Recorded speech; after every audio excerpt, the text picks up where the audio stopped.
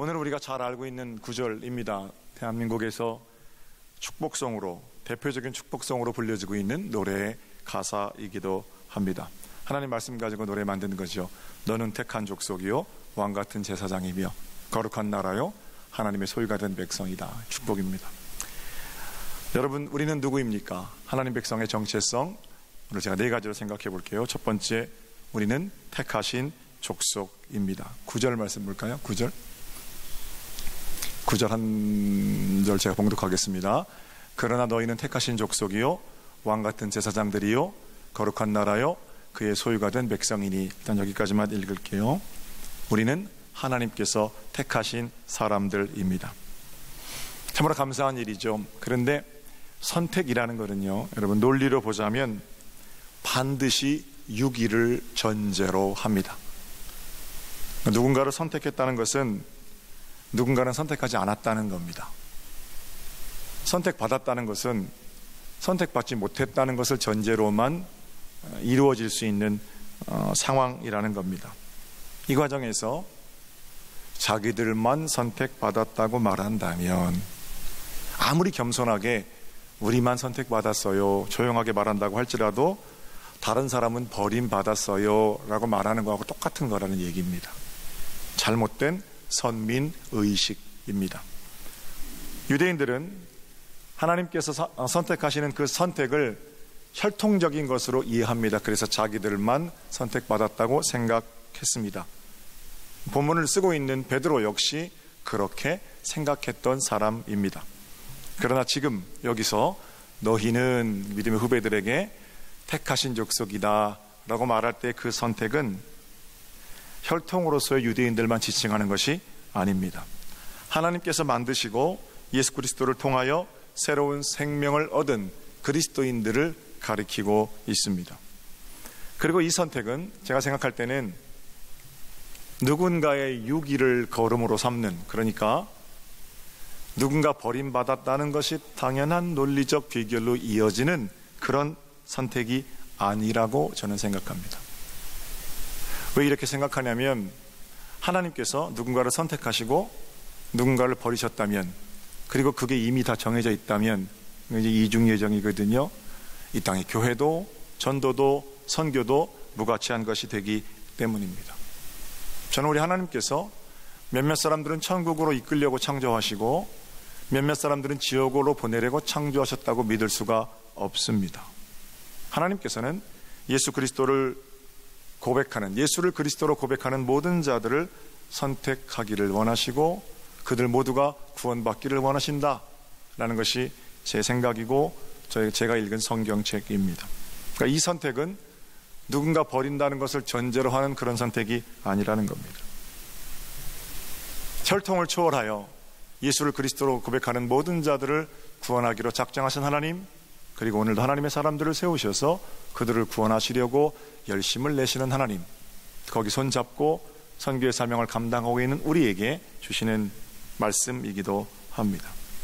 모든 민족과 열방을 다스리시는 하나님을 인정하고 그리스도의 품으로 돌아오기를 원하시는 하나님의 마음, 바로 그것이 성경책에 기록된 성경 글자 이면에 하나님께서 허락하신 마음이 아닌가 생각합니다.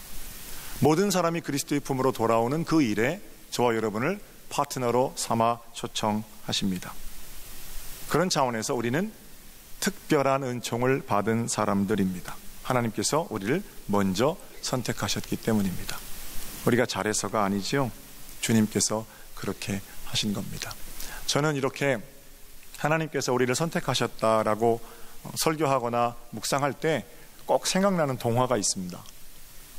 하나님의 선택, 유기를 전제로 하는 그런 어떤 잘못된 선민의식을 좀 벗어나서 하나님의 선택에 대한 좋은 통찰들을 주는 동화입니다. 맥스 루케이더 목사님의 너는 특별하단다라는 동화입니다. 내용이 이렇습니다. 앤릭이라고 불리는 작은 나무 사람들이 모여 사는 마을이 있었습니다. 전부 다른 모습으로 생겼지만, 그리고 전부 다른 모습으로 살아가고 있지만, 사실 그 나무 사람, 이제 제가 앤릭이라고 부를게요. 앤릭들은 목수 한 사람, 그 목수의 이름은 엘리입니다. 엘리라는 목수가 전부 만든 사람, 남은 사람이 앤닉들입니다. 그런데 이 마을에 사는 앤닉들에게는 한 가지 특징이 있는데 몸에 어떤 표를 달고 산다라는 겁니다. 나목절이 매끄럽고 색이 잘 칠해진 앤닉에게는 사람들이 금색 표를 붙여줍니다. 그러나 결이 거칠고 칠이 벗겨진 앤닉들에게는 회색 표를 붙여줍니다. 힘이 세다든지 아름답게 노래를 부른다든지 특별한 재주가 있는 앤닉들은 금빛표를 많이 받았습니다. 반대로 재주가 없거나 힘이 없는 앤닉들은 회색표를 많이 붙이고 살아갑니다. 주인공 앤닉인 펀치넬로는 재주가 없습니다. 빼어난 외모를 가지고 있는 것도 아닙니다. 그래서 펀치넬로의 몸에는 친구들이 붙여놓은 회색빛 표가 덕지덕지 붙어 있었습니다. 펀치넬로는 늘 생각하는 겁니다. 그 회색표를 보면서 난 별로 좋은 사람이 아닌가 봐. 그런데 하루는 펀치넬로가 우연히 루시아라는 앤닉을 만나게 됩니다. 루시아를 보니까 몸에 금색 표도 없고 회색 표도 없고 아주 매끈한 그냥 깨끗한 나무 사람, 그 루시아입니다. 사람들이 루시아에게 표를 붙이긴 하는데 붙이자마자 그 표가 금방금방 떨어지는 거예요. 어떻게 된 일이야? 이렇게 묻자 루시아가 대답합니다. 난 그저 자주 엘리 아저씨를 만나러 가는 것뿐이야. 이렇게 대답합니다. 그래서 펀치넬로도 루시아를 따라서 엘리 아저씨를 만나러 갑니다. 펀치넬로의 절망을 본 엘리 아저씨는 펀치넬로에게 이렇게 말합니다. 펀치넬로, 다른 앤닉들이 너를 어떻게 생각하느냐가 아니라 이 아저씨가 너를 어떻게 생각하느냐가 중요한 거야. 내가 너를 만들었거든. 그리고 덧붙이기를, 펀치넬로 기억하렴. 너는 매우 특별하고 소중하단다. 아저씨는 너를 매일 기다리고 있었어. 그리고 한 가지 비밀을 말해주는데 사람들이 붙이는 표, 그 표에 대한 비밀입니다. 그 표는 그 표를 중요하게 생각하는 사람에게만 붙어 있는 거란다. 날마다 아저씨를 찾아오너라. 아저씨는 단 한 사람도 나쁜 나무 사람을 만든 적이 없어. 이렇게 아저씨의 대화가 계속됩니다. 펀치넬로는 엘리 아저씨 말을 듣고 있다가 이런 생각을 합니다. 어쩌면 이 아저씨의 말이 맞을지도 몰라. 이렇게 생각하는 순간 회색 표 하나가 펀치넬로의 몸에서 땅으로 떨어졌습니다. 내가 너를 만들었단다. 넌 특별하단다. 펀치넬로가 이 말을 생각할 때마다 회색 딱지들이 하나씩 떨어져 나가고 마침내 펀치넬로는 깨끗해졌습니다. 동화가 진짜 아름답죠? 사랑하는 성도 여러분, 하나님 오늘도 사도 베드로를 통해서 오늘 이 아침에 우리에게 말씀하십니다. 너는 내가 선택한 사람이란다. 너는 특별하단다. 나만 선택받았으니까 우쭐 대라고, 또는 잘못된 선민의식으로 모든 다른 유기된 것들을 비웃으라고 이런 선택을 주시는 게 아닙니다. 내가 너를 선택했다라는 그 하나님의 사랑 고백은 세상의 기준 가운데 우리를 구겨놓고 근심하거나 또는 그 기준 이상이라고 자랑하는 우리들에게 내 생각이 더 중요하고 내 생각은 네가 특별하고 아름답고 가치 있는 존재라는 것, 그거 깨달았으면 좋겠다, 이 마음이라는 겁니다. 한번 따라해 볼까요? 나는, 좀만 더 크게요. 나는 선택받은 사람이라. 할렐루야.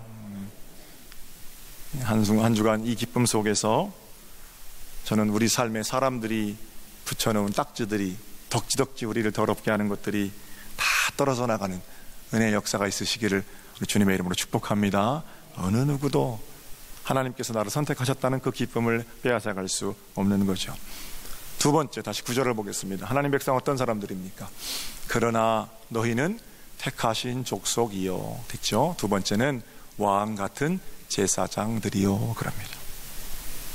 여러분과 저는 왕 같은 제사장들입니다. 제사장은 하나님과 세상 사이에 살아가는 책임을 가지고 있습니다. 예수님께서 하나님과 사람 사이에서 중보자로서 우리의 큰 대제사장 되십니다. 그러므로 예수님 닮겠다는 사람의 자리는 하나님과 세상 사이입니다. 하나님 편으로 너무 가 있어도 제사장 자리 못 지키는 거고요. 세상적으로 너무 가 있는 거는 뭐 말할 것도 없죠. 균형을 잃어버린 겁니다. 제사장은 하나님과 세상 사이에서 어떤 책임을 가지고 있습니다. 하나님께는 세상의 문제, 신음, 고통들을 가지고 나아가는 겁니다. 세상에는 하나님의 말씀을 가지고 나아가는 겁니다. 늘 말씀드리는 것처럼 세상 등 지고 십자가 보는 것도 좋은 신앙이지만 세상을 등에 지고 십자가로 가는 것이 저는 더 훨씬 좋은 신앙이라고 생각합니다. 중요한 것은 제사장이라는 것은 역시 혈통으로 주어지는 게 아니라는 거예요. 어떤 특별한 사람들만 하나님 백성 또는 왕 같은 제사장 아닙니다. 목사와 사제들에게는 역할로서의 제사장 직무가 물론 주어져 있습니다. 그러나 우리 개혁교회는 예수를 그리스도로 고백하는 모든 사람들이 거룩한 제사장이고 왕 같은 제사장임을 이야기하고 있습니다. 이름하여 만인 제사장 전통입니다. 어떤 특별한 사람들이 하나님과 세상 사이의 자리를 독점하지 않습니다. 특별하신 분이 계시다면 오직 한 분이십니다. 그분은 예수 그리스도이십니다. 예수님 외에는 어느 누구도 나와 하나님 사이에 끼어들 수 없다. 이게 그리스도인에서 품위를 지켜가는 겁니다. 베드로는 말하기를 너희는 모두 왕같은 제사장들이다. 세상 가운데 나가서 제사장의 사명을 감당하라. 이렇게 말씀하시는 겁니다. 사실 여러분, 이 편지의 수신자들은 지금 녹록한 상황 사는 게 아니거든요. 스스로 자신을 어떤 찌그러진 깡통 같은 인생 이렇게 여기고 있는 사람들입니다. 고향 떠나서 타향살이 하면서 많은 시련과 핍박 가운데 있었기 때문에 편지의 수신자들이 어떤 자존감을 가지고 살아가기가 매우 힘든 형편입니다. 제사장이기는커녕 그저 자기 몸 하나 추스르고 있기도 힘든 형편이에요. 타향살이가 얼마나 서럽겠어요. 이번 추석에 동생들하고 전화를 하는데요, 둘째가 이럽니다. 죄송합니다. 형, 송편 많이 먹었어? 여기 달 밝은데 거기도 달이 그렇게 밝아? 그러더라고요.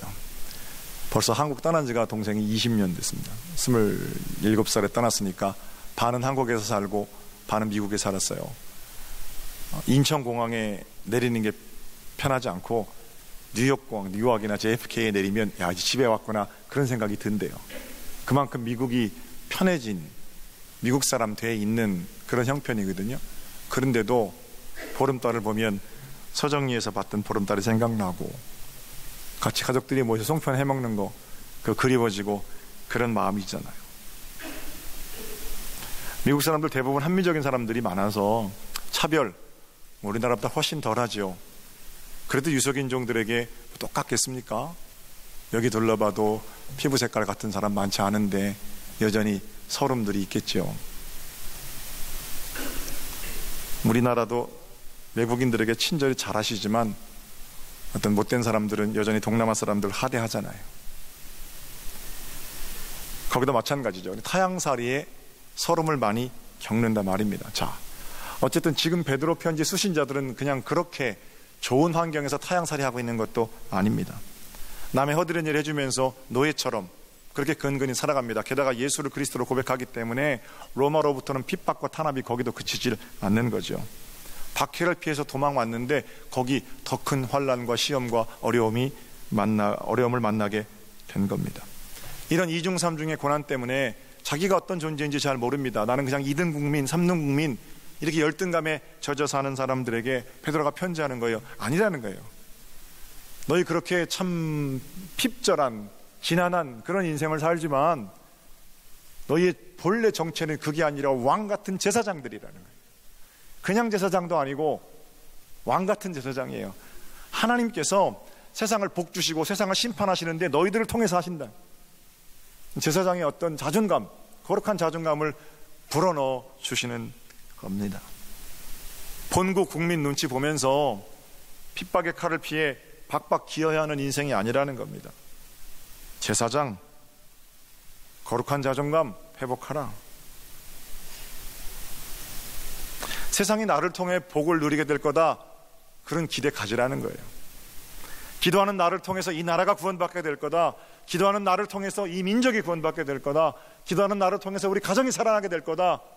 제사장이 가지는 자존감이고 제사장에 살아야 되는 이유 같은 거거든요. 일어나서, 그렇게 누워있지 말고 일어나서 당당하게 그리스도께서 세상을 구원하시는 기이한 빛을 선포하라. 너희는 왕같은 제사장이다. 사도 베드로의 어떤 응원입니다. 응원. 믿음의 후배들을 향한. 세상 향해 무릎 꿇지 말라는 거예요. 시시한 데 마음 주지 말라는 겁니다. 당당하게 일어서서 오늘로 예수로 살아가는 길을 보여주라는 거예요. 왜? 너희는 왕같은 제사장들이기 때문에. 어떤 분이 저한테 우리 교회 오셨던 이성미 집사님 그 인터뷰 동영상을 보내셨어요. 아주 감동적이더군요. 이성미 씨가 개그맨 후배인 조혜련 씨를 전도하려고, 혜련아, 만날 때마다 그랬대요. 혜련아, 내가 너 위해서 기도하는 거 알지? 매일 같이 기도하고 있어. 근데 그 당시에 조혜련 씨의 종교가 남묘호랑개교예요. 남묘호랑개교. 조혜련 씨가 이렇게 대답합니다. 언니는 언니 신한테 언니 문제나 가지고 기도해, 그러더래요. 나름 이성미 씨는 제사장 역할을 감당하는 하나님과 조혜련 씨 사이에 다리가 되는 거거든요. 하나님께 너를 사랑하셔, 하나님께 돌아와, 계속 증거하는데 조혜련 씨는 언니는 언니 신한테 언니 문제나 가지고 얘기해, 왜 나까지 이렇게 귀찮게 하는 거야. 계속 밀어내는 거예요. 계속 권면하고 기다리고 그렇게 했답니다.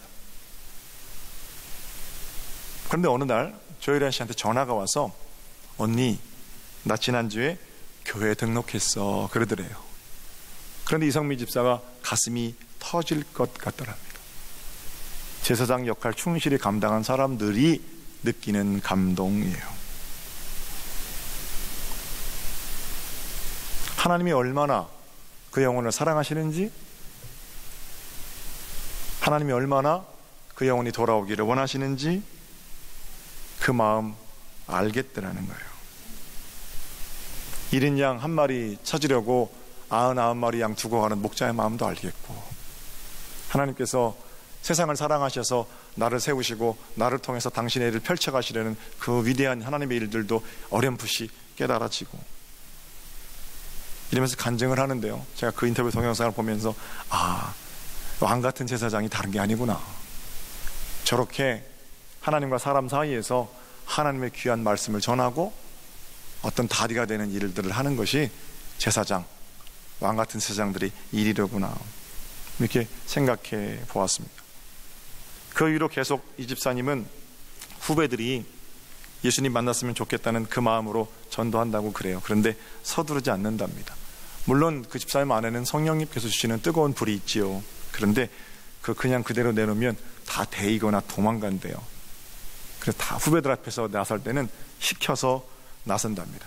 시키면 뭐가 되냐면 그게 정금이 된대요. 뜨겁게 불을 달궜다가 시키면 정금. 가서 불같이 닦다라고 얘기하는 건 별로 어렵지 않은데요, 기다리는 거 진짜 힘들잖아요. 그러나 기다리면서 하나님의 때를, 그런 기다리는 그런 방법들을 집사님 택하고 있다, 이렇게 말하죠. 제사장입니다. 왕같은 제사장이에요. 따뜻한 난로처럼 날씨 추워지는데 냉랭한 세상을 따뜻한 온기로 바꿔내는 그런 난로 하나씩 가지고 세상 가운데로 나가시면 좋겠어요. 너무 뜨거운 성령의 불 때문에 다른 사람도 오지도 못하고 이제 그렇게 하지 마시고, 시켜서 정금 같은 믿음으로 왕 같은 제사장으로 사명을 잘 감당해가는 복 있는 여러분이 되시기를 우리 주님의 이름으로 축복합니다. 새생명 축제 이제 한 달도 안 남았거든요. 우리 주 예수 그리스도의 이름을 열방 가운데 전해주십시오. 하나님이 얼마나 그들을 사랑하시는지를 여러분의 삶의 처소에서 복되게 증거해 주십시오. 여러분은 왕같은 제사장들이십니다.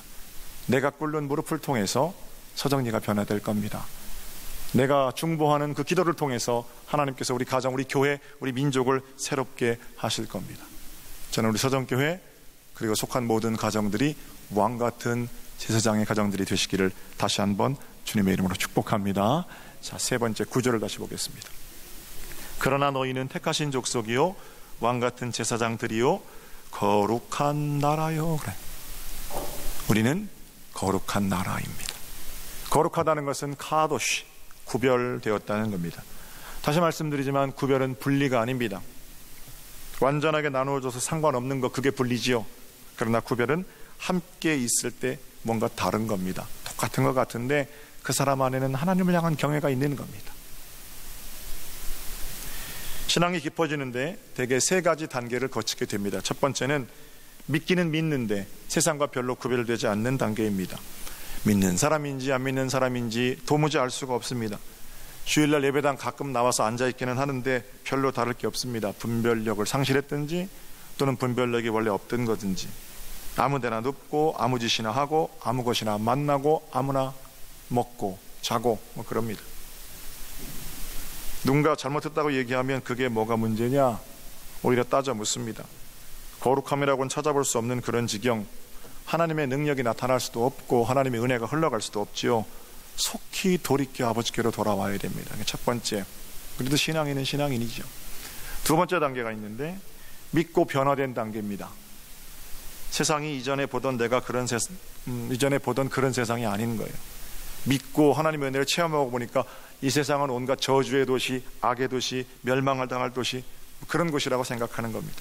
그래서 세상을 자기와 완전히 분리시킵니다. 각종 더러운 것들은 쳐다보지도 않습니다.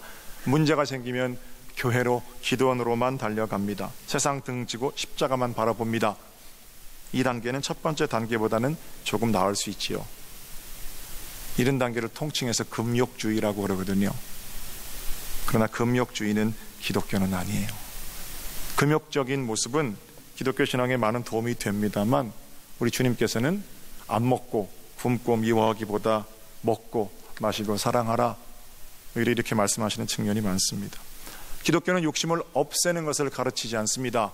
욕심이 없다고 거짓말하지도 말아라, 이렇게 하나님께서 말씀하시는 것 같아요. 오히려 욕심을 잘 다스려서 선한 일들을 도모하라. 무소유가 아니고 다스려지지 못한 소유, 거기에 대해서 문제 제기하시는 겁니다. 신앙의 세 번째 단계가 있습니다. 세상 가운데 살면서 하나님의 다스리심을 받으며 사는 길입니다. 자신이 밟는 땅을 거룩한 나라로 만들어가는 이입니다. 당연히 이러한 삶에는 예상치 못한 환란이 있습니다. 그러나 믿음의 사람들은 묵묵히 찬송하면서 거룩한 나라를 하나님과 함께 빚어갑니다.